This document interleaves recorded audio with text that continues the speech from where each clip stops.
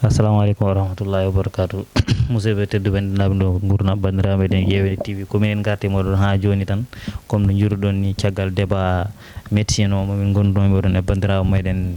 e docteur Moussa Déme min garta e ma tan ha joni e batte politique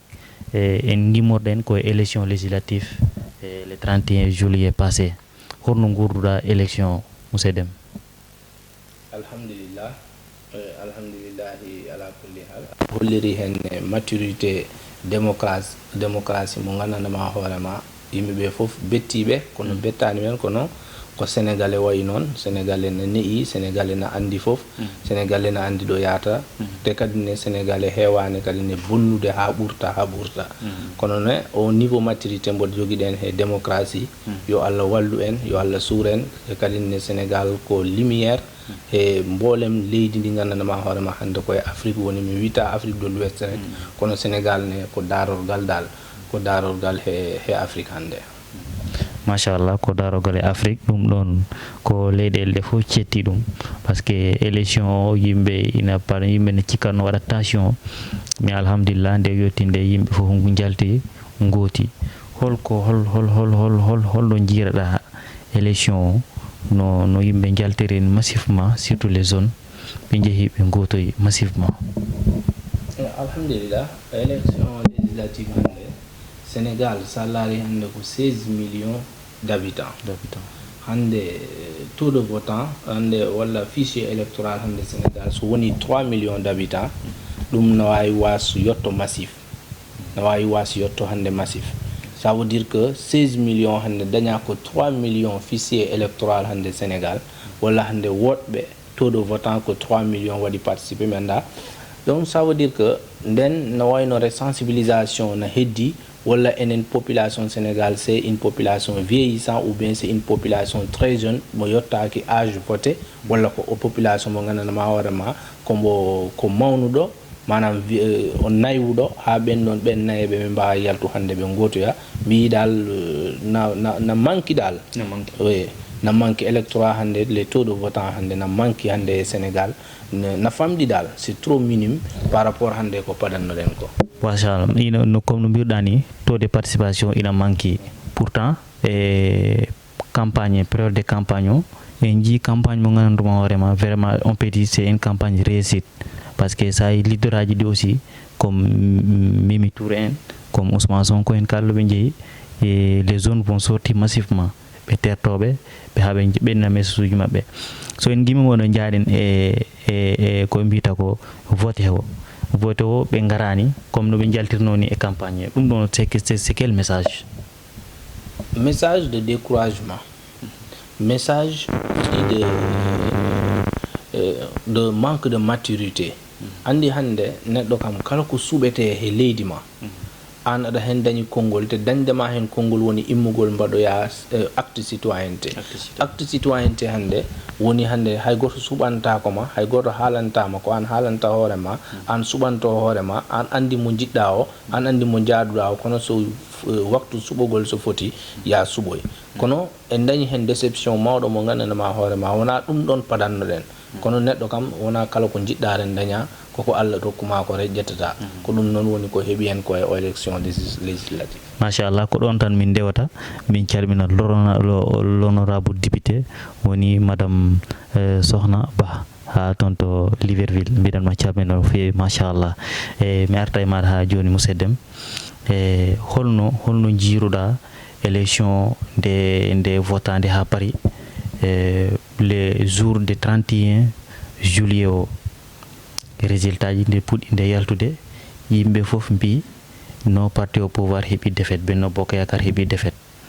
mais après Benno Bokk Yakaar mujji heɓde victoire e dow ko heddiɓe ɓe dañi 82 sièges. alhamdulillah en calmina madame député l'honorable député madame Ba Sohna Ka on calminama on juurama kono mi anda dal hombo gagni kono miɗa andi 22h jusqu'à 20h 21h du 31 juillet radio no welno hetto télé no welno larde kala ɗon nanɗa 100 ɗa kanko 8 nanata ɗon eyyi Benno Bokk Yakar tana waɗi minorité trop men danon ko kewi hakkunde kono kam na wel radio na welno hetto télé na welno hettone eyyi ɗum kam miɗo ɗumen andi kono mi andano hono calculirde anda ko sappo mbaɗete tego waccuma dannala mom en meeɗa ɗum nan kono ko en jii à partir de 21h 22h Barthélémy Dias o yalti kanko e Ahmed Aïdara e nder Dakar ɓe mbaɗi caravane maɓɓe ɓe mbaɗa fête victoire maɓɓe en même temps quelques heures 1 heure ou bien je ne sais pas 0 heure madame Aminata Touré o yalti o waɗi conférence de presse makko mo hollirane o gagnima 30 département Sénégal ɗum hono jiiruɗa ɗum moni fof ina waɗa fête victoire kamɓe ɗiɗo fof ɓe mbaɗa fête victoire te victoire ko goto foti wonde somi juumani kam mbawa heew way aɗa andi en mbaɗa élargir un peu débat o mbawen andu holmbo woni Macky Sall e holko Macky Sall woni hande Sénégal le président Macky Sall machallah en calminimo en juurimama mbo kono ko neɗɗo mo gandanama hoorema o suusa foɗodiregol so foɗodirama aɗa andi hande enen ɓe cuɓiɗen ɓe fof wona enen jiiɗi ɓe suɓo cuɓiɗen ɓe kono ko Macky Sall suuɓi ɓe o wiyen cuɓoɗe ɓe manam Macky Sall o suɓanto en o wiyen hoko cuɓanimi on ko cuɓoɗo e hen manam kayni ko cuɓiɗen ko yahata ko makko ko suuɓi ko tan sa lartinima hande opposition surtout ma yeewi e wallu askan wi mabɓe ko liste ko remplaçant yahanno kono wona ko jouraji titulaire ɗi juyanno way ɗum ko yeewi ko yeewi askan wi mabɓe ko remplaçant ji suppléant so ɓe jeeyi haɓe dañi 80 députés walla 50 et quelques députés e dow remplaçant ɓen ko ɓen dañi ndam wona ɓeya to dañi ndam neɗɗo hande sa sukkimbo aɗa mbo puusa ko ni mbaɗata ko tegmami ko ɗumen mbaɗata o jaɓanima ɗum ha Allah hokki mo ko o ɓattima he ko joguiɗa ko nden andu so o ƴettino juraji makko véréɗi kam aɗa andi kam o dañanno ko gandanma hoorema wona ɗum hande aɗa andi député ji ɗi gotanaɗi ɗi hande e wallu e yeewi askan wi hay goto andaɓe nden ko ɓuuri ko hen heew ko Ousmane Sonko tan ganduɗen makko waɗi battre campagne nden ko un contre le gouvernement de Macky Sall ko neɗɗo goto contre le gouvernement de Macky Sall te ko Macky Sall waɗi créé hande o rumbul ma gonɗo ɗo fof hande sa latindima élection ngaji ɗi no ɗi jaari ni mbiɗa andi question ngaji ma ɗi garaten kono a hersat sa a hersat seeɗa sa walla a andanne to ɗo maturité ɗo paɗannoɗen ɗo Macky Sall wona ɗon o woni machallah no mbiruɗani en jii e nder liste ji nde liste ji ɗi mbatte nde rempli en jii o waɗi bloqué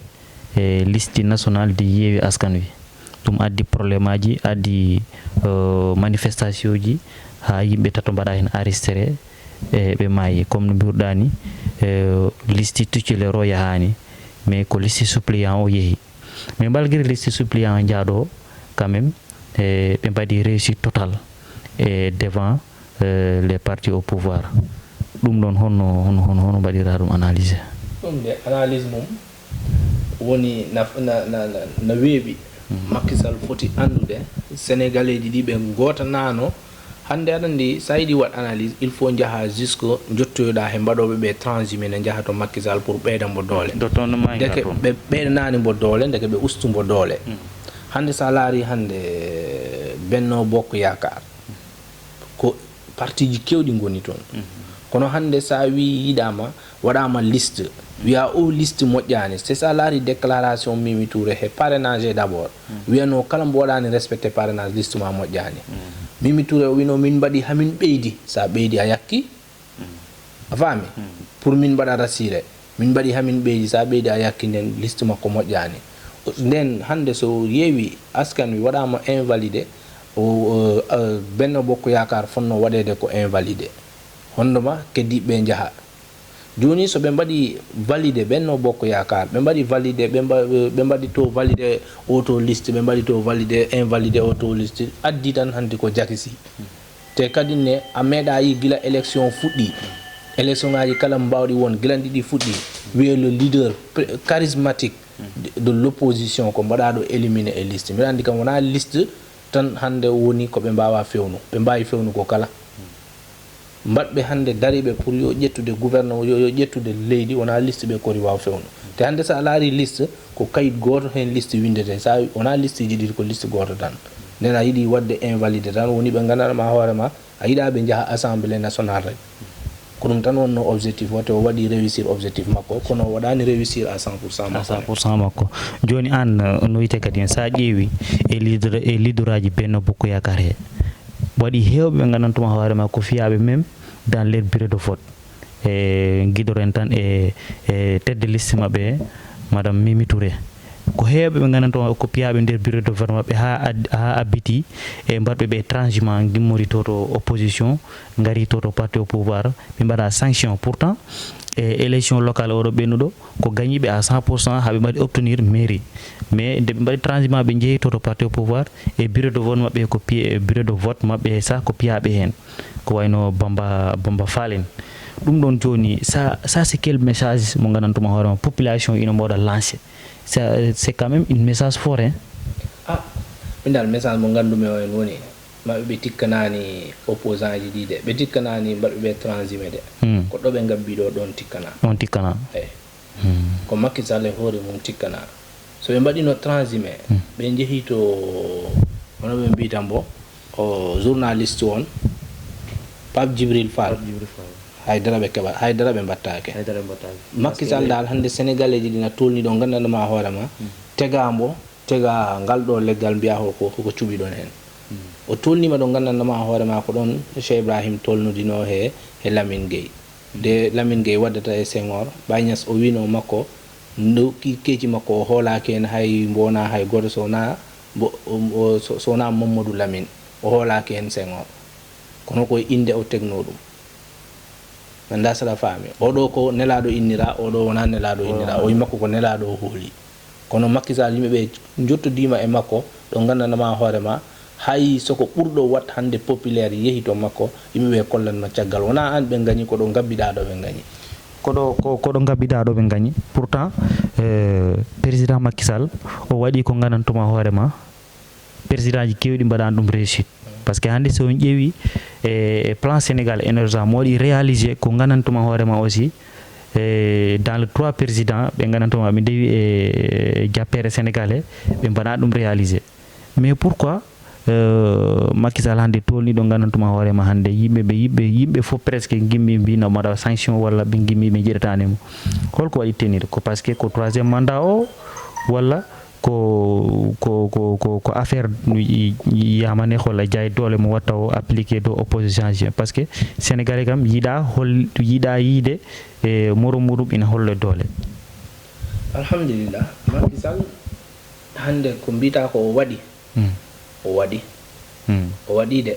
kono est ce que o liggima andi wadde e liggagol nden jiiɗa sa laari hande terre mbo addi o ko combien de kilomètres terre o dogata e combien xaalis waɗa hen heko combien usine ɗum wawno fewnane hande pour sénégalais ji ɗi daña ɗum liggi mais terre o c'est gonɓe Dakar groupe Dakar ɓe mbi waɗi ɓe facilité e yagol ngol e argol ngol embouteillage o et tout ɗum taki o waɗi kono o liggaki sa ƴetti stade hande mbo mbaɗɗen o ko combien de milliards mbaɗɗen hen est ce que Sénégal fof hande ko jouraji min mi sikkuno hande so président ari he leydi au 21e siècle ko wiyete o fewni o waɗi usine aji naggam hande nde garɗa ɗo liggo ko stade jaaɗa sa sohli liggey to gabbiɗa marché de gabbinomi he ou bien usine sa hande bandiraɓe ma gonɓe ɓe extérieur koɓe mbitama koye usine gonmi walla mbiɗo waɗa usine naggam kono est ce que Macky o waɗi usine Sénégal guila o ari lamdimama min de mi nanani te o ƴetti milliard uji o waɗi hande e ɗo pijirloji en woni arène nationale hayso ko ɗum sohla kono wona primordial mais wona mais arène nationale hande e lamba gonka ka Sénégal c'est ko on dit l' sport national sport hande national sport ɓurɗo yiɗe Sénégal hande ko lambu andi en duttoto un peu sur le domaine de la médecine sa laari hande médecine ko ɓe mbiyatama sa sohli safru neɗɗo a andat a wawat wadde priorisé un système de priorisation prioriser woni hande sa yiɗi hande haaldude hande alaji mamadou a andat ko woni ko prioritaire makko hande mo wawa ar galle mon miɗa on haalande euro ta on jiyani dollar il faut mi anda ko woni priorité woni c'est une chose qui touche la population et qui a été ressentie par la population nama mema te aɗa tinane nama mema hande andi basal nama mema aɗa tini basal nama mema jeccitoɗa jiya jogiiɓe milliard uji naɗi pijira addat riposte addat guerre addat hare addat fof hande sa yii hande Sénégal ƴetten milliard uji mbaɗen e stade kala mo jiiɗa na jogii hande suka mo nganndanama hoorema walla sukaɓe ha heewi e galle ɓe dañani golle ɓe mbawa haydara baba immoto wawa sa tottir 50 dépense te stade o maximum yimɓe no jooɗo 6 mois walla ena populani ko ɗum taki mbimami wona priorité Sénégal hande wona ɗum woni priorité ko woni ko priorité makki so waɗi usine aji tati waɗa statel normil ngel wiye ngel ɗo statel nde ngel wesɗi kono ngel yajani wiye kono makko waɗani priorisé hande fijirde de ko golla daña o ƴetti stade o waɗi arène national hande lammu ɗum taki kala mo jiiɗa na jangga no sippirte est ce que ko cippirteɓe ɓe fof cippirte keɓa mais ɗum ɗon aussi contane par ce que sa ƴeewi janggoɓe fof wona kamɓe batta réussir jangde te pourtant yimɓe fof presque ene jangga ok kono ko économie leydi ndi wiya andi hande sa ƴetti arène national c'est concentré à Dakar sa ƴetti stade à Dakar aéroport à Dakar kana région ngaji goɗɗi ɗi kam ɗi bokkani vraiment ɗi bokkide ko Sénégal li jeeyade koye Sénégal li kala ko wiya wiye Dakar ƴetta ciyel gotel tan mbaɗa ngel priorisé tan mbaɗa fof ma toon so ciyel ngel boni tan a bonnirte kala ko bonni ciyel ngel tan fof ma boni kadi ne eɗen jogii ko nganndanma hoorema ɓuri won priorité sona kos nanaɗa usine guerte gonnoɗo Kaolack sa waɗino hen milliard uji ɗi mbaɗɗa ɗi ɗo hande salumaji kewɗi ko to sona kos ɓe liggoɗon train o immotoɗo ɗo Bamako Dakar Bamako nanaɗa sa waɗino hen milliard uji hande ko sénégalais ji kewɗi liggoya on train jaaha na jaaha Bamako na jaaha na garta ɓeyda waɗattagal hakkude men e Mali hande Macky Sall ko neɗɗo mo nganndanama hoorema omo jibina après les indépendances a faami o jangi o waɗi ɗo sibir ko kala ɗo he Sénégal min cikkuno so ari tan o changeat hande no jiirten ni leyɗele tubakoɓe ɓe eɗen jiyanen hoore men sabude hande Sénégal ala ko jombi ɓe sukaɓe maɓɓe fof hande enen eɗen ladde ko mbaɗeten ko ɗo sen keɓiɗo ɗum Sénégal en mbaɗat ɗum kono hande Sénégal sa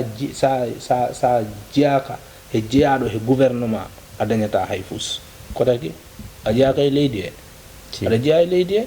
o tawine ko so Senghor waɗani ɗo Ablaye Wadda waɗani ɗo Senghor Abdou Diouf en gandano milliard ko Ablaye Wadda andini en milliard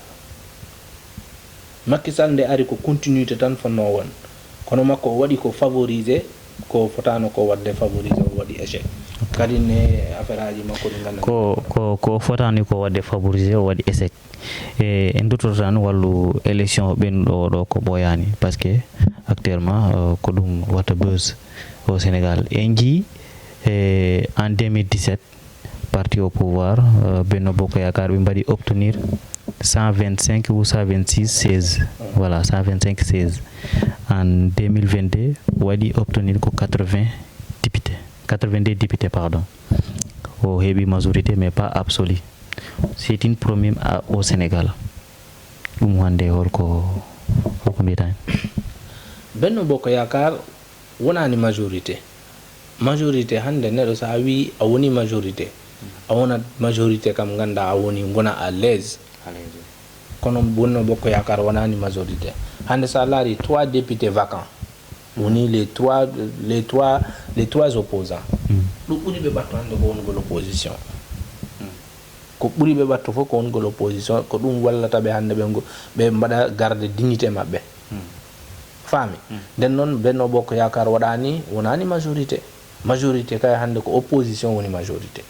opposition fof so rendi woni majorité mais opposition so rendani wonani majorité ko ɗum taki mbimami ɓe ndenti ɓe ndendani konko opposition ɓe notirto ko maɓɓe goni majorité hande ɓe notori pouvoir kono ɓe fof sa rentiniɓe ko opposant mbitaɓe ko parti opposition kono en duttoto rek ko Cheikh Bara wi ko andi Ousmane Sonko wino ko makko tan woni opposant au Sénégal fof mbaɗi mbo ŋaññi o wi Cheikh Bara wi élection présidentielle 2019 ko 27 candidats wonno a faami ɗi fof ɗi dutti e Benno Bokk Yaakaar a faami o yi Benno Bokk Yaakaar woni gertogal ngal nganndanama hoorema ngal ɓoccinat tan kala ɓoccode nde jiiɗa tan ɓe jarto nde nden sa yi ɓoccode hade ma yi ɓoccode nani a fadat ha Benno Bokk Yaakaar itta ɓoccode mum gandande ke ko ɓoccode ɗe ɗo keddino ɗum taki nde o yi opposant ji ɗi o wiɓe mi hoolaki gueɗe mon est ce que ko maɓɓe mbawi wadde deggal hoore maɓe ɓe mbiya mbo a feni ɓe keddo opposition kono so ɓe duttima to ɓe jeeya to tan ɗum jahnata hay goto sabude ko ɓoccode ɗe tan ɓoccode 27 ɓoccode ɗe fo hoɗo ɗe Idrissa Seck ruttima Madické Niang o ruttima enen ɓoccode ɗe fof duttima gertogal gotal ɓoccinnoɗe pour ha affaire aji ɗi kewa tan o yartima ɓoccode makko fof nden noon kadi o ɓoccini goɗɗe kadi en kulat ɗe ɓoccode ndako wona makko ɓoccini ɗe Ousmane Sonko tan heddiɗo opposant gilan 2019 ha joni ko ɗen ɓoccode Macky Sall noon ɗen kulɗen hade ɗen dutto e reedu Macky Sall kono ko makko ɓocciniɗe de hade calo noon eyi joni an par ce que mbiɗa Macky Sall ki Benno Bokk Yaakaar ɓe gona majorité mais koɓe kalta ko ɓe koɓe majorité mais pas majorité absolue joni an hande avant élection yimɓe mbaɗano doute après élection opposition gagnoto largement mais quand même Benno Bokk Yaakaar ari quand même ɓe kaɓimo quand même maximum ɓe mbaɗi obtenir 82 députés ɗum ɗon hande sa ƴeewi ina betti les internationaux mais enen groupe Sénégal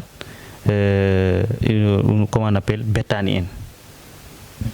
ok hono ɗum haddiri en betti hono ɗum wasiri en bettirede mbimi aɗum betti les internationaux mais enen bettani parce que campagne o sa ƴeewi campagne o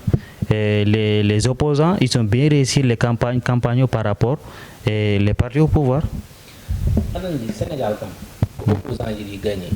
gagnoɗa noon totteɗa gagnoɗa mbasa totte mbimami min mi wona commission électorale kono jamma 31 jawɗuɗo radio no welno hettude télé no welno hettude toto mon to walla toto mbimami baccal ɗi kay Racine Talla yalti nde jiiɗa tan annene joom directeur télé yalta wima ko kaloton ko onon journaliste ji ɗi wona noon mais ɗum ɗon komin jooɗi ɗo ɗo salam ɗo andi ko kewi ɗum ɗon voilà ɗum ɗon joni holno jiiɗan par ce que au moins quand même ko journaliste ji gandantuma hoorema ils sont qualifiés ils sont dans leur poste depuis longtemps en plein direct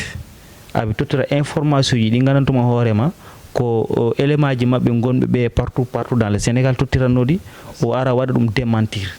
e en direct o yaɓe ko tottirɗon ko wona noon min mbiɗo jogui résultat ji ɓurɗiɗaɓe tottirɗon ɗi ɗum ɗon c'est ko humiliation journaliste ji manque de respect vis-à-vis directeur Racine Talla sabude makko o yahani e terrain he janoɓe terrain he gaddi na mbaɗa décortiqué na mbiya en gagnama mais ko journaliste hasko journaliste o yahano to liste ji ɗi jourete to parce que il était ko liste makko to o jooli o ɓe paɗe résultat ji moƴƴi ɗi Mimi Touré ara tottiraɗi joni koko andini bo Mimi Touré na ara sabude Mimi Touré kala ko mbawɗen mbi c'est une grande communicateur elle communique très bien et puis elle se bâtit aussi il faut le reconnaître ok makko ko ari o waɗ diabolise hande so yimɓeɓe ɗanoyinoma ni gacciri noon baccal o so wiyeti yimɓe mbiya tan yeewi askam wiya wallu gagnima kono so ari o waɗi seme la gisani ko ɗum tubako wita soɓe gari janggo journaliste ji ɗi bindanne a mimine wiɓe gagnima faami hande jogoɗa saku hono dalasi oɗo jogo saku euro an jogoɗa sakuji ɗiɗi dalasi mbiyamo min sakuji ɗiɗi joguimi dalasi ɗi mbawi euroji maɗi wallahi haali ko welma tan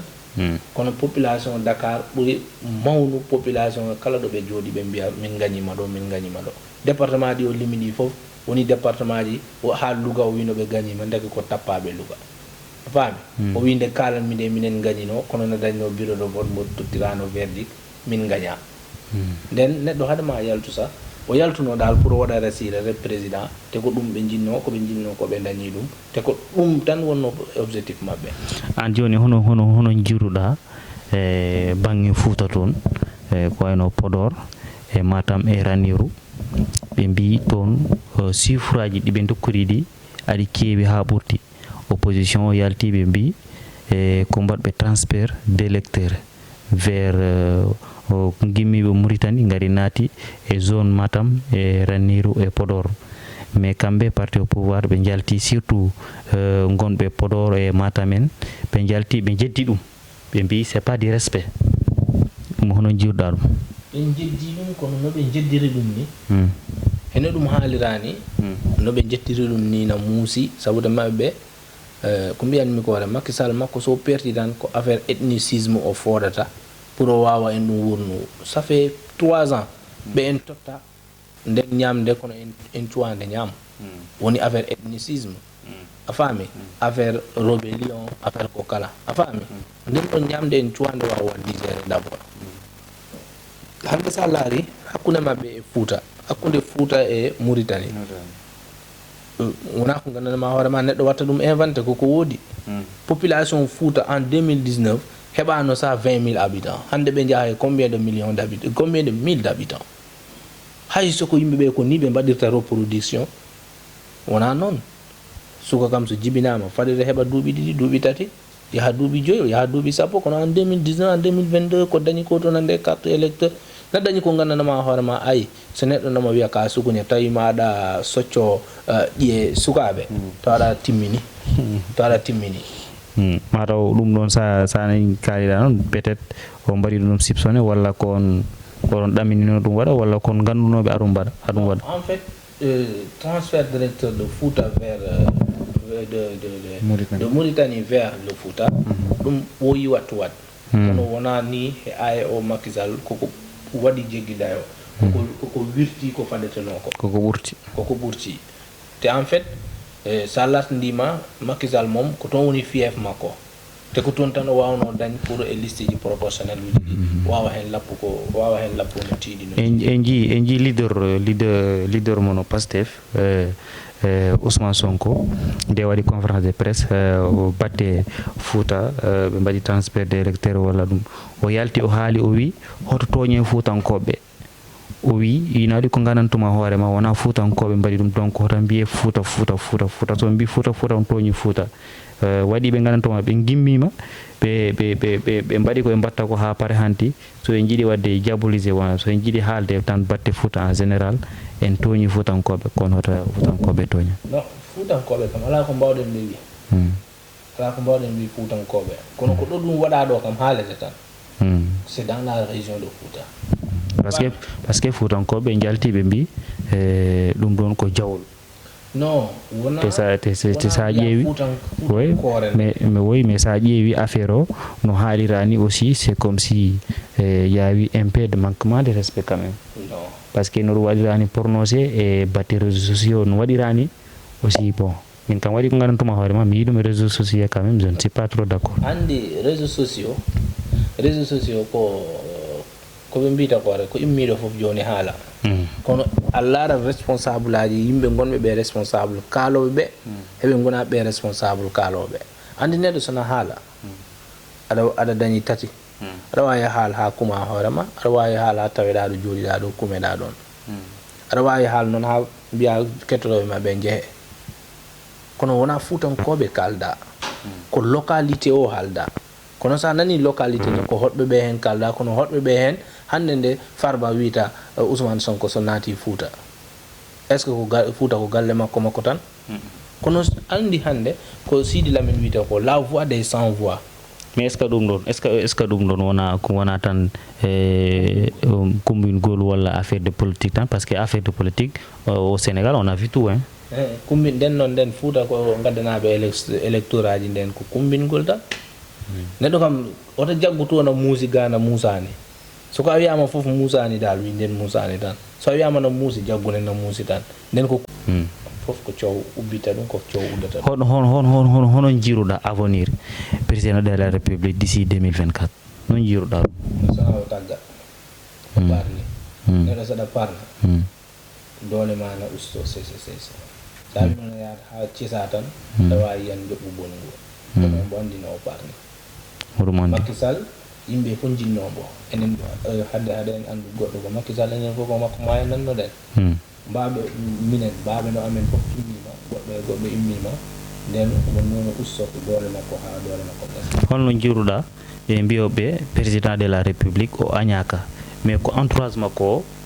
e population sénégal añ ɗum taki oɗo sanction fof neɗɗo kam soko entourage makko gañda rega añimo eyyi ɗum mathématique wiyta bëgg kila bëgg sa xarit la waaye ki bañ kila bëgg it sa noon la en pulaar o wi jiɗɗo ma on ko giɗo ma kono gañɗo jiɗɗo ma on ko gaño ma so en gañi ɓe Macky Sall yiɗi ɓe ren ko en gañoɓe Macky Sall en jiiɗi ɓe tan jiiɗi Macky Sall ko Macky Sall yiɗi ko en giɗo makko faami d'accord mbiten ko manque de conseil o wondi kono wona entourage Macky Sall hande konko makko halfi dow halfi less halfi hakkude halfi million kala mbo yinno wonana mbo conseil tan o dañat ɗum a faami par ce que en jii yimɓe ina mbiya président Macky Sall par ce que kanko o foɗata ɓe ngara ɓen ɓe gonɓe gandanto ɓe ngala gandal mais dañɓe ɓe gandal tigui rigui comme Amadou Ba en hande moɓe waɗa négligé Macky Sall yiɗa gando yiɗa peñɗo ko makko tan peñata holno jiiruɗa e transhumant ji ɗi transhumant kay joni nafata joni kay sa waɗi transhumé tan a perti transhumant nafata ƴettoɗa neɗɗo ha para garta gonda e makko nden kay anen makko fof poti normalement ko haalani Macky Sall Idrissa Seck ko haalani Macky Sall Moussa Sy ko haalani Macky Sall ƴettoɗon mo garta gonde makko Serigne Masseck Ndiaye Ousmane Masseck Ndiaye mi anda non on haalani mais parce que les politiques c'est des intérêts non les intérêts des politiciens sont les intérêts populaires si tu dis que ce sont mes intérêts donc tu n'es plus un politicien mais tu joues pour toi-même anko hoorema tan gonanɗa mais un politicien c'est comme un député les députés c'est pas des députés de Macky Sall ce sont des députés du peuple on dira député du Macky Sall ni des députés de Yewwi Askan Wi on a besoin des députés du peuple oui hande sa yi hande liwa terrorisme wota Sénégal ayi ton terroriste pas encore mi yande ta luwaji goteteɗi ɗi Sénégal est ce que na en dañani intérêt ɓe gotanen luwaji dañɗi fayida ɓe gotanen luwaji dañɗi fayida konko maɓe mbaɗi en toon représenté kono sa haali mima kala ko président adi mi wotanan ɗo mumno ɗon mi wota on natti won député woni représentant du peuple c'est ça un député est-ce que machallah fami joni an comment on appelle député c'est respect ko représentant du peuple mais hande en ji luwaji kewɗi hande ina gote Sénégal comme wirdani population o yaɗani hen mais mi sikkanno aussi hayso population yaɗani hen état o ina andi eko population ya par ce que en 2021 mars 2021 on ɗon événement gonnoɗo ɗon par ce que président en hoore mum o wi wota ƴetten référence e mars 2021 par ce que ɗum waɗi mais ɗum wonta wattu donc bon pour lui c'est pas une bonne référence 2021 oɗon mars o mais président de la république ɓurmi sikku e hakkillam amo andi ko population o yiɗi ko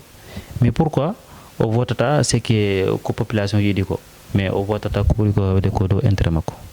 ɓe mbi sa laamima tan taw ko population jaaɓi ɓe mbi sa laamima tan taw ko population jaaɓi so population jaɓani a wona lamɗo oui sabu c'est la volonté populaire a faami la force populaire est supérieure à la force gouvernementale doole yimɓe ɓe ɓuri hewde doole population ɓuri hewde doole armée te armée kala mo jiiɗa ene dañi bandirawo e population e nden Macky Sall so yakori armée pour ma wonta wat so wonta wat min mi yinno tan o tega ɗum e gueɗel woni wonta wat sabude mi wonta juum walla mi waɗi on assuré ne hantin ko boni wonta ɗo waɗe kala mbaɗɗo ko wona noon mi waɗa e wandu bula a faami kono sa wondi e Macky Sall so waɗi ko wona noon a wattake e wandu bula sa wondani e Macky Sall sa waɗi ko fof ko ɓawlata e segene mbaɗeɗa e wandu bula faami Bougane Zali hande ko taki o natani kaso Macky Sall député ji mbaɗannoji ɗi falsifié passeport wona ko kalifa ɓe ƴetti ɓe mbaɗi to nder on kalannoɗo haala passeport mbaɗannoɗo kaalowo o kam waɗama e wandu bula kono mbaɗannoɗo o wattake e wandu bula mais on ko jakka ko jaggaɗo ko mbiyata ko flagrant délit nden ko taki o waɗoya to o fonno juge flagrant ɓeɗo ɓe jagaka flagrant si ko taki ɓe jugaka mi namdimam nden enen en ngala justice te leydi so ala justice tan leydi ndi moƴƴatake en ngala justice holno jiruɗa e affaire rébellion mo mbiyata o Sénégal rebelle ala Sénégal Casamance rebelle mabɓe ardiji binande Macky Sall rébellion mabɓe mais Diatta mi anda hono Diatta jagga way Ousmane Kabiline Diatta sa yi hande ha joni sinno ɓe keɓino e makko ko ɓawli e segene andi nde Abdoulaye Wade woni e gouvernement o noddinoɓe ɓe foof o wiɓe tege gandayuji ɗi nden nde ɓe gari Ousmane Kabiline Diatta e mabɓe wonno neɗɗo gonnoɗo acci o acci Ousmane Kabiline Diatta haalanam etnata hombo waɗa Ousmane Kabiline Diatta jagga hen non mais mo jagga ha joni de a meeɗa nan neɗɗo na juge he ko yinno wat ay pular wi piye mbo won ko waɗi na woodi kono piye mbo won ko miiji meeɗa wat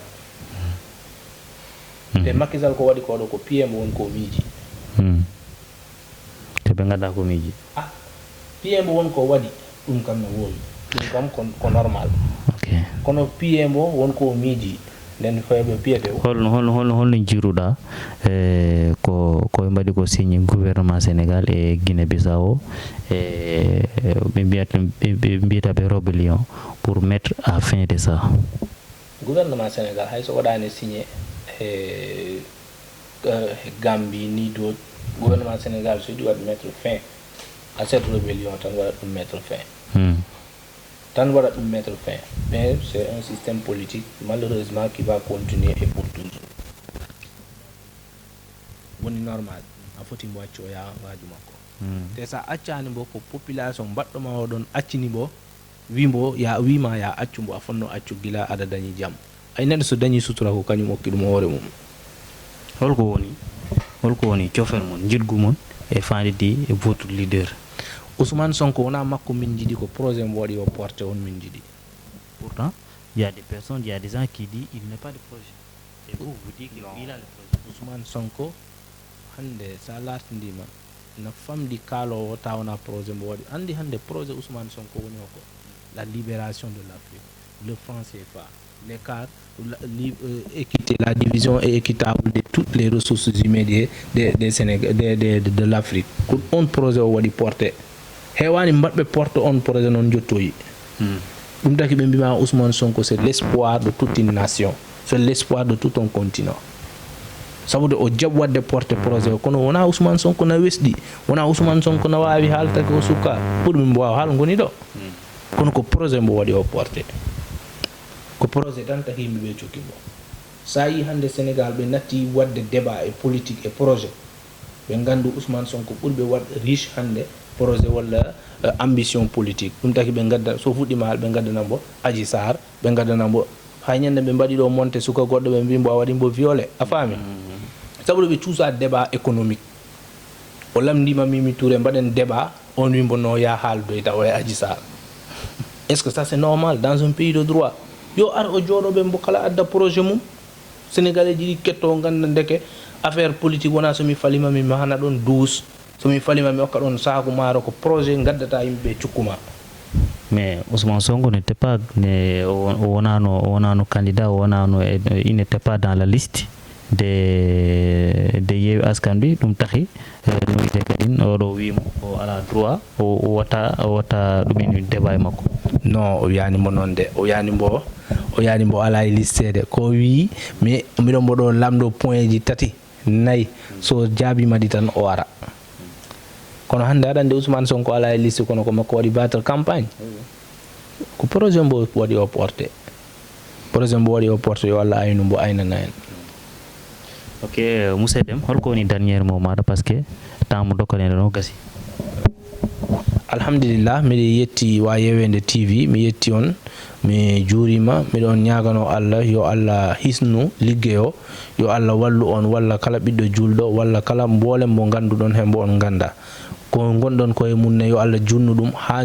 tinonon hoore mon sabu neɗɗo kala ko liggoto ne hen yiɗi avancement te so waɗi avancement yo tawe hunde no wawi waɗ avancement a tawetake kono minen miɗen on ñagano Allah so waɗi avancement yo on tawe jeriñ gonɗo e nder ne yo Allah okku on ne ha jiyanon mbo hoore mon ha mbi on alhamdulillahi rabbil alamin e ɗuɗo ko gandanema hoore ma koko fadano kono guila nden arani te ko onon ƴetti on initiative neɗɗo no wawi fuɗɗoro ne ta wona kañum tan sabu te kala ko puɗɗiɗa ko an so waɗi barke Allah dandu en ko muslune walla dandu en ha ganden ne en daɗi kono no Allah suuren Allah hokka en kala ko lateten bi jahi nabi Mustafa. Machallah allahumma amin yo Allah jabinto o musi noon on calminama no fewi on juurama musidɓe teddem dendaɓe gurdam assalamu aleykum wa rahmatullah.